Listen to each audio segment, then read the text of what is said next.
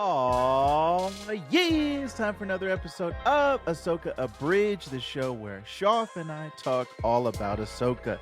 This week, part 6, Far, Far Away. I want to fly a bird far, far away.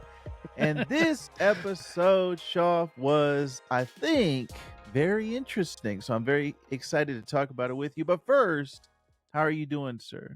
I'm good. It's been kind of a crazy morning. I've got a sick.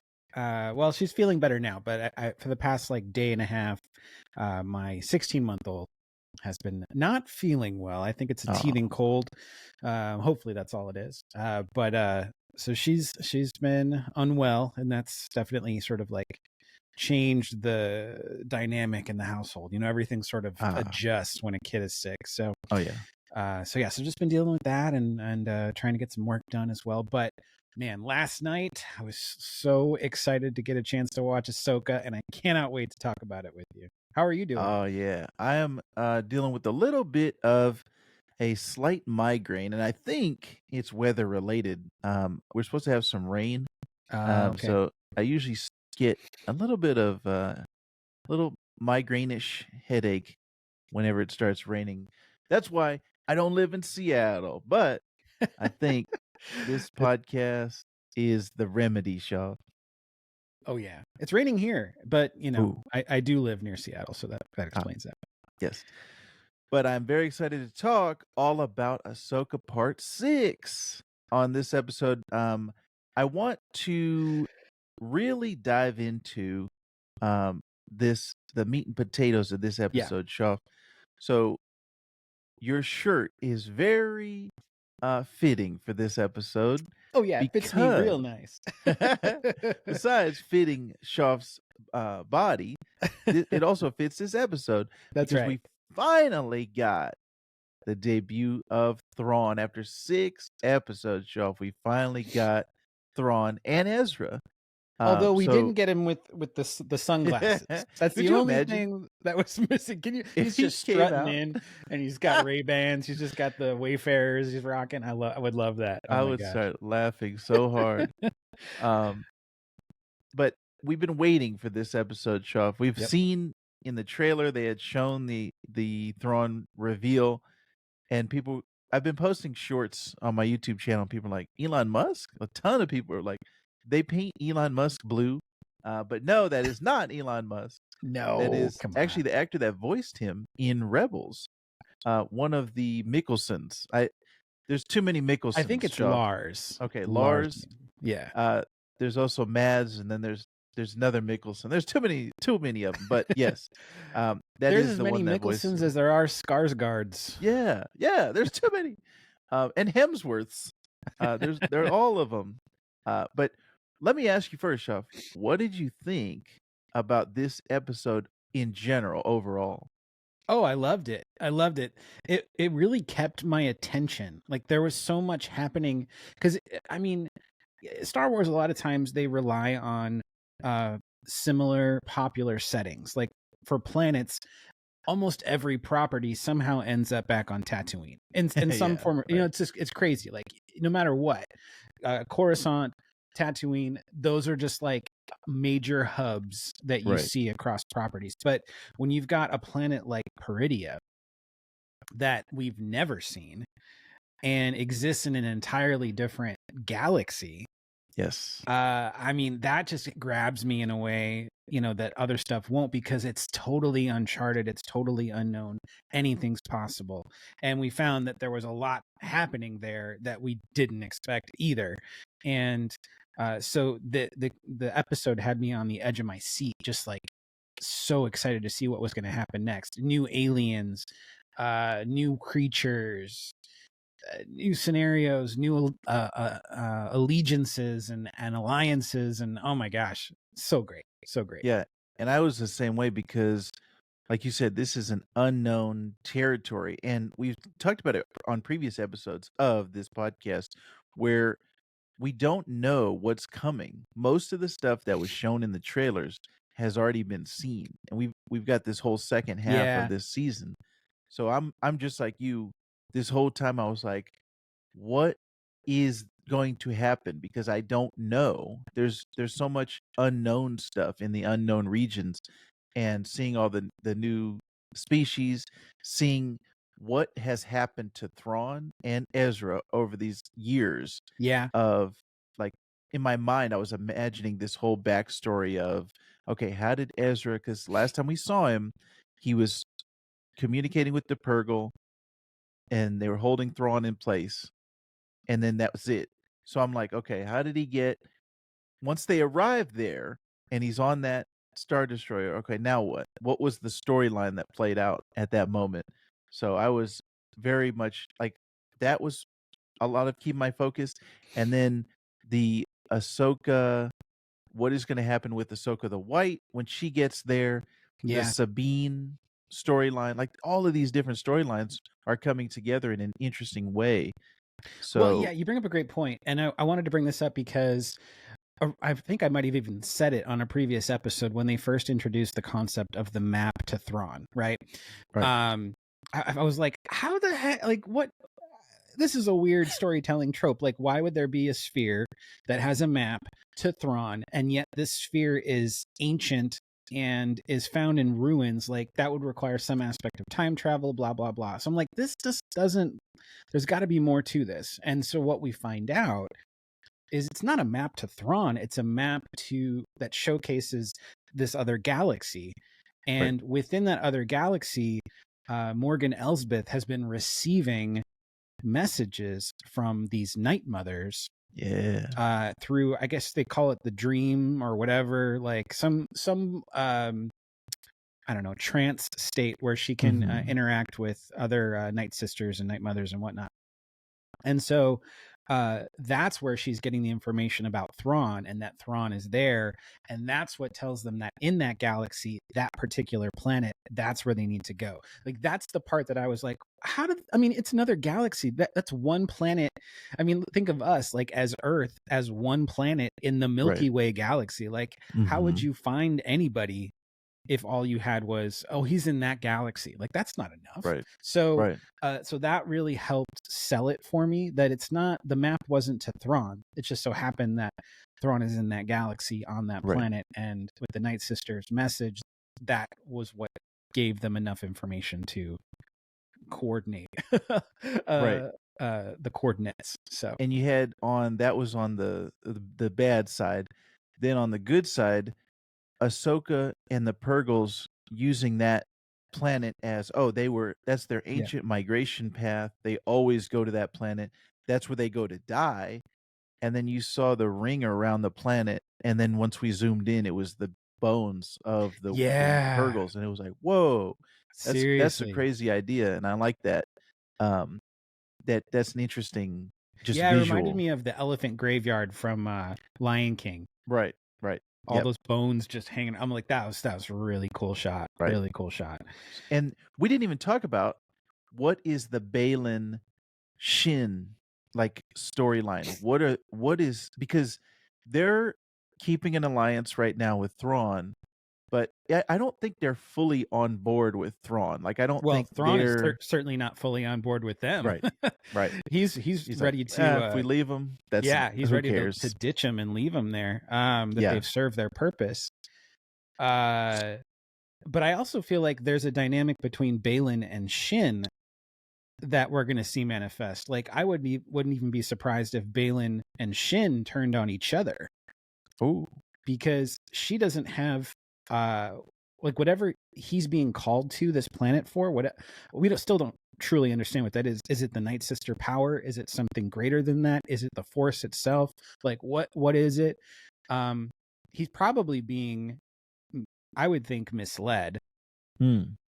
But I also think that Shin is not, she's not of that. She doesn't have that message. She's not being called. Right. She's just his apprentice. And I don't think she agrees. And I think they're going to butt heads. And I really feel like there's going to be a conflict between the two of them interpersonally. So I think we're leading towards that, which would makes sense, because I don't feel like the Balin is completely bad either. I Yes. think Shin is That's far more one-dimensional than Balin hmm. is. So I'm really interested to see that dynamic between the two of them. But I also feel like we're going to definitely get, at the very least, a 2-on-2 Ezra and Sabine versus Shin and Balin. That'll be a Mm. cool 2v2 Yeah, bout. and I'm curious, what has Ezra been doing? Has he, because he didn't have his lightsaber. Sabine had that, Right. so he's going to be rusty being out He's just been there. force pushing everybody. Get away, get away, get away. I wonder if they'll come up with something like, oh, he was meditating, and in the meditation, he was training with the lightsaber or whatever, like keeping up his skills. Yeah. So I'm very interested to see where that goes. Like all of these things, like I said, we don't know. We don't know what's going to happen. So as I'm watching these episodes, it's very fulfilling to not know where the story's going and not being able to predict every single thing that's going to happen. Yeah. So I'm very pleased with what we're getting so far, especially because we've been waiting so long to see Thrawn and Ezra. Now we finally got them in this episode. That was kind of like a relief, like a Yeah. burden was lifted, like, oh, we can finally move on because we got these guys. Well, And let's I'm talk about for a interested. second. So, seeing these guys for the first time in live action, obviously they don't look exactly like their counterparts in Rebels, Right. but personally, I don't mind Mickelson at all in the role because of the voice. Mm-hmm. His delivery, the voice, like that's to me what sells Thrawn is the Yeah. cool, calculated approach. Mhm. Nothing phases him. He's ready for anything. He's so many steps ahead that you don't even stand a chance. Like I love that aspect of him, and I really feel like that's portrayed well. When he when he was walking down the line of the night troopers, and they're not called stormtroopers in this, night troopers, and you saw the side profile, he had a bit of a gut. And I was Yes, thinking to myself, I'm yes. like, he's been in exile for 10 years. Like, I doubt he's just enjoying an endless supply of burgers. You know what I mean? Right. But there's not just a McDonald's on every corner, and he's Big Macking it big time. But I will say this, and I'm throwing out this theory now because I want to be right. Just like Merrick, I believe that all of these stormtroopers, these night troopers, are resurrected, either resurrected stormtroopers, as in they've died over the past 10 years in exile, and they were brought back by the Night Mothers, or they are like Merrick and are Night Brothers resurrected. But either way, I think they're basically zombies, and are a bunch of green farts on the inside, is what I think. Do you think that's why they were bringing all those coffins in at one point? I was wondering, like, why are they? I thought they were gonna, like, are they sacrifice, like not sacrifice, but like, are they paying tribute? Like, okay, we're gonna do like Star Trek. We're gonna push them out into space and pay a tribute. But yeah, maybe that's what they're doing is they're resurrecting them, or those were the tombs that they came from, and that's where they were resurrected Yeah, from. maybe. That's Maybe. all very interesting. But yeah, 100%. If there's Night Sister magic involved, I think we're gonna see some more of these zombies. Yeah. And they called it the catacombs, which is ideally where you would store bodies in that sense. So that really does sound like a pretty good theory. In relation to that. So the fact that he's allied himself with the Night Mothers is pretty incredible too. That's a really dangerous power to have at his disposal that they're allied, towards. It makes sense. It makes perfect sense. I also feel like if he's been in exile and it doesn't really seem like there's a whole lot of vegetation on that planet, it would be hard to keep an entire army fed, from like a ration perspective. Right. It looks like their ship has been like slowly like built back together, like that Star Destroyer, the Chimera, I think is what it's called, right? To see that again, and it's sort of been like rebuilt, and also like the Stormtrooper armor sort of has that look of it was sort of like rebuilt, but with I don't know the official name for this, but it's like a Japanese style of they do it with pottery and things. When something breaks, they use gold to sort of adhere the pieces back to each other, and they don't hide the cracks. Like it becomes part of the thing, and so that kind of like lends itself to how like the armor was being portrayed. And I thought that was really, really cool. So yeah, I really like that as well. I just looked it up. kintsugi There is, we go. yeah, and that literally translates to gold seams. So, and Yeah, Kylo Ren kind of used that exactly. to Yeah, put so back we've, the Vader there's helmet. precedent for it already. I mean, Yeah, granted that I'm not the technically Vader takes helmet. Yes, place in the future, but yeah. right. So that is interesting, and there's a lot of Star Wars like things that rhyme and things that we've seen from other Star Wars pieces. But I'm interested to see where all these stories are heading, and then also how Ezra and Thrawn are gonna reacclimate themselves to once they and you saw both of them were like, "Oh, I'm ready to go back. I'm ready Yeah. to get back home again." And that was very that interesting back and forth between Sabine and Ezra, where he's like, "Yeah, I can't wait to go home," and then she's like, in her mind, "I don't think we're going home." So I thought that was very interesting, and Sabine's like in her mind, what was her end game? Okay, I'm like I was solely focused on finding Ezra. Now what? I found him. Now what do we do? Yeah, So I was exactly. interesting to see what she's planning at this point. Because she doesn't know Ahsoka's headed there. Right. And even when Ahsoka gets there, how exactly is she getting back? I mean, really, the only way Right. back is on the Eye of Sion ship. Like, Mhm. I don't think you can just ride a Purgle back the other way. Like, because if Purgles are going there to die, then they're not turning back around and traveling back the same direction. So I don't think it's going to be as simple. Just jump back in the Purgle's mouth, you know. Yeah. So And we so know that just because of the Filoni movie, we know Thrawn is probably gonna survive this. Like, he's probably yeah. gonna be the big bad of that movie. So, yeah, I'm wondering, does this end on, like, an Empire Strikes Back type of cliffhanger? Does this series, I should say, this season or this series end where, oh, Thrawn got away and he's rebuilding? Because, again, we also know what happens in 7, 8, and 9, where the First Order gets built up Mhm. and Palpatine comes back. So, and Thrawn is not around during that time that we know of. So, something's going to happen where he's, I think, going to restart the First Order or start the First Order and then die. Like, something's going to happen at that with that. So, that's going to be interesting to see. But I think I echo your sentiments of his voice and his look. I kind of contributed to, yeah, he's been there for a while and he's aged. Like, he is not the same age as when he Yeah. left. Same with Yeah. Ezra, where it was like he left as a boy, now it looks like he's a man. So, I'm just very interested to see all of that, but they did a great job on the casting on both sides, I think. Yeah, I think Ezra was great too. I mean, it was more jarring to see him because there's much more growth there, a lot more hair. Right. He's basically turned into Jesus on Peridia, but he still had the boyish sort of youthfulness that we know of Ezra from Yes. Rebels. Mhm. His interactions with Sabine, it looked like they had some good chemistry. So I'm excited to see what happens here, but I think he's going to be pretty upset when he finds out that what Sabine had to do essentially to make this possible, and also that she has no way of getting them back at this point. So Right.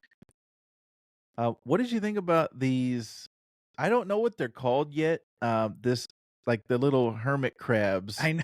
that came up and that Ezra was with. What did you think about this? Oh, I These like them a lot. The only thing I know of that I don't think they necessarily have a name yet, or if they do, it hasn't been shared. But on the subtitles, it reads Noti language, Noti. oh, okay. So they're speaking Noti. They're getting all naughty, speaking all naughty to each other. But it really felt very Star Warsy to me to have like a subspecies like that where kind of like an Ewok. They sort of reminded me of like an Ewok type thing where they're allies, they're smaller, they are they go in like packs or clans or have families, and they're allied with human characters. Like, I enjoyed it a lot. It's funny. The Wikipedia already has an entry for the Nati, and it's got pictures, and they appeared in the Ahsoka Oh, episode, so people are already updating it. There isn't very much shared about them, but It's going to be interesting to see how they play into it Oh, okay. and how they help them out. Um, so I'm interested to see where that goes. Uh, Definitely felt very uh, Filoni-esque to me, and the Ewok comparison is also very fitting because the small rebel forces, Yeah. the people who seem like the odds are insurmountable against them are gonna rise up and defeat this bigger power.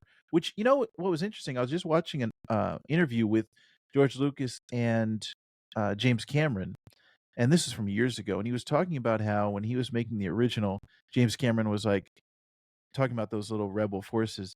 Yeah, today they would be called Al Qaeda. They would, you would be these would be terrorists trying to go up Mm. against the bigger force. And George Lucas was like, "Yeah, when I was making it, they were called Viet Cong." And James Cameron was like, "Oh, was that intentional?" He's like, "Yes, that was an intentional thing of this little force. They're using guerrilla warfare tactics, but they're able to take over this giant empire." And there's a lot of political ramifications and things that he was Wow. playing with back and forth. So I thought that was interesting. Yeah, very Going interesting. back, The but the mount that she was given. First of all, I think they loaded her up. I'm kind of surprised that they gave her so much. They're like, here's binoculars, here's your lightsaber bag, here's a couple of blasters. We'll throw in some Cheetos. We'll give you a nice, cool little like uh, shawl of sorts.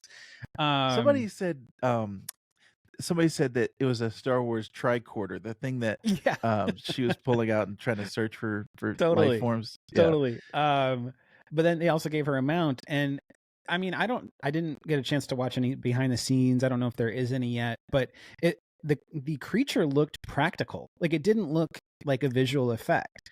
Um, and I don't know, maybe there might have been aspects of it that were visual effects, but it looked mostly practical, which was really cool to me. Especially the mouth, like the way the mouth was moving. yes, right. It felt like it reminded me of Hellboy. There's some stuff in Oh, Hellboy where they used a lot of practical effects, and it achieved a look that you can't get otherwise. So I always mm, like when a TV show or a film goes that extra mile and creates something that's physically there, so that it just feels more real.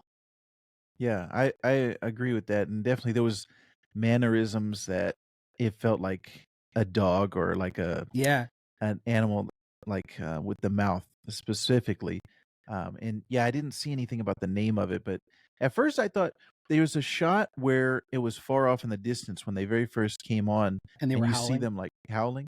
I thought those were, Loth wolves at I thought the first. I was same like, "Oh, thing. man." Yeah, But I yeah, was like, no way! Oh my god! when they came up closer, we saw exactly what they were.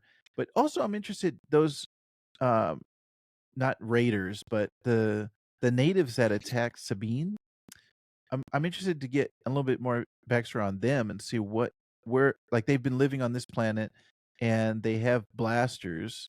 I wonder if they came from another place or something because there's Yeah, doesn't totally. seem to be any technology on this planet. It seems to be all Night Sister magic and then ruins. But we haven't explored the rest of the planet yet. But I want to see where that's coming from. And then that statue that we saw very Lost esque when you came down and you saw Yeah, that totally. Totally. person's mouth open. Don't you wonder why they want to leave the planet? Like, if there is this massive power that Balin is talking about that's there, why are they wanting to, join Thrawn and get out of there? Like, Right. Well, um, that's what I really want to know because we got little snippets in this episode of Balin and Skull's. I'm sorry, Balin and Shin's relationship, and he was talking about how he came up right after Order 66, like he was kind of a young man. So it seems like he's around Ezra's age almost, because Ezra was just after Order 66 and he was coming up.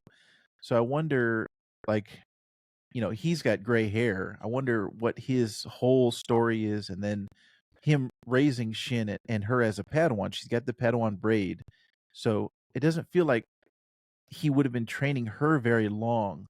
I don't know exactly how long you train a Padawan. until until you can graduate. But it's just interesting. All of this stuff is interesting, and we're in this territory of we don't know what exactly is going on because Ahsoka, and I was having this conversation with my wife. Ahsoka has Jedi training in her background, and she's training Sabine, but it's not going to be the same as the Jedi training was before. So we don't know what this new version of Jedi training is going to be, and what is Sabine? I don't think she's going to be a Jedi. Like when she has her training and she graduates necessarily, I think she's going to be more Mandalorian than Jedi. And then what is Ezra at this point? Is he a Jedi? Right. Um, so yeah, all of this stuff is kind of murky waters. We don't have a set boundaries and rules for these at this point in the timeline. So I'm very interested to see where all of this goes. But that was my big takeaway from this episode was just kind of getting to know more of the unknown, Hmm. and we're just kind of further progressing along this storyline that Dave Filoni is setting up, and Ahsoka's her arc, Sabine's arc, Ezra's arc, Thrawn's arc, and now we got Balin and Shin. So all of these stories are in motion, and I think they're all interesting. None of them I'm like, oh, get away from the Sabine plot line, get away from the Balin plot line. I'm like, what? Give me more, more, Yeah. more, like Kylo Ren. I was thinking, I feel like, especially this episode, I think it really does demonstrate how much more enjoyable the experience is to watch this show having watched Rebels. Because especially when you're witnessing Thrawn. Thrawn doesn't really mean much to anybody who doesn't know Thrawn. Right. Um, they don't really know how great a villain they've got on their hands here. Mhm. And also, they don't know the relationships that have already been formed between the other characters from Rebels, say Sabine Wren or Ezra, and Thrawn. There's a rich history there. And when he addresses Sabine, I was thinking about it from the standpoint of somebody who hadn't watched Rebels. I'm like, they're probably wondering how the heck Thrawn even knows who Sabine is. Right. Yeah. And I just think there's a lot of those moments where it really does supplement your viewing to have that backstory. So I'm so glad I binged the show in preparation for Ahsoka because it gave me a much greater appreciation for the ghost. Yeah. Woo! Yeah. Oh my gosh, it looks amazing. That is nice. And it gave me an appreciation for all these characters too. So I'm just so excited for what's to come. Episode 4, 5, 6, they have all been stellar episodes. So I'm really looking forward to the final 2 episodes of the season.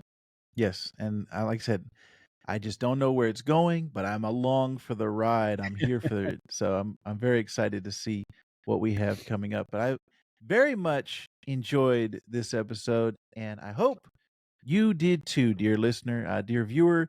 If you did, or if you didn't, let us know in the comments down below. I'm very interested to get if you have any theories or if you want to speculate on anything. That's why we're here. Shoff and I love to talk about the philosophies and the different ideologies and things that are going on in the background of this show and of Star Wars in general. And I'm also glad that you binged and caught up on Rebels, Shaw, because I agree with you 100%. I think actually, I'm surprised they didn't just call this Rebels. Like, just call it a live action Rebels or Rebels season 5 or 6 or whatever it is, and just go from there because it really is picking up a lot, all of those ties and plot lines, and you wouldn't be necessarily knowing exactly. You wouldn't just have that, that attachment and the groundwork, the foundation for all of these things that are happening. So, 100% very glad that you caught up, and now that you're coming along on Clone Wars, Shaw, Yes. I'm very happy about that as well. I think I'm on like episode 10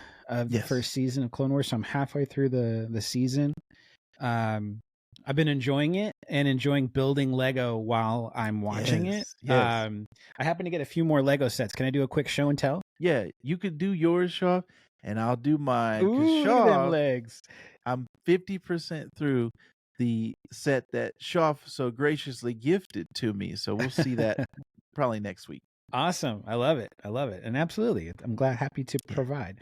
I've got this guy right here. This is the Obi-Wan Jedi Starfighter. Yes, and it's got yes. a really cool figure. It's got Tawi, who is a Camino. Yes, the cloner. Yes. Yeah, a cloners. And I think there's only one or two of these minifigures in existence. So pretty cool that I have it, because I love minifigures and I love collecting minifigures, and to have one of these Caminos is really cool. And then I also didn't want Vactor to be alone in the fun, so I had to get a BD as well. Yeah. Because Jedi Survivor is an amazing game. I didn't play Fallen Order all the way through because I found it to be difficult. But because they added the story mode, which is more my speed on Jedi Survivor, that really made it all the better. And that then, would be cool if they added an update to put story mode in. I would play it in a heartbeat. Order. Yeah, if they had story mode in Fallen Order, I would love that. And then this is the New Republic E-Wing versus Shin Hati's Starfighter. Ooh. It's a pretty wide set, so I'll pan it. But very, very cool. Oh man! So I've got a lot of fun building in store for me over the next weeks and such. Nice. That is perfect, Shoff. Well, again, like I said, thank you very much for joining us on this episode. Join us each and every week as we talk all about Ahsoka. Thank you very much, and may the Force be with you. May the Force be with you.